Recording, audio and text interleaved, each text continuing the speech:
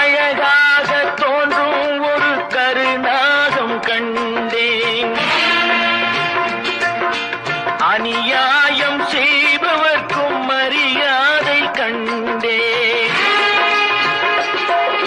சதிகார கூட்டம் ஒன்று சபையேற கண்டேன். தவறென்று என்னை சொல்லும் பரிதாபம் கண்டேன்.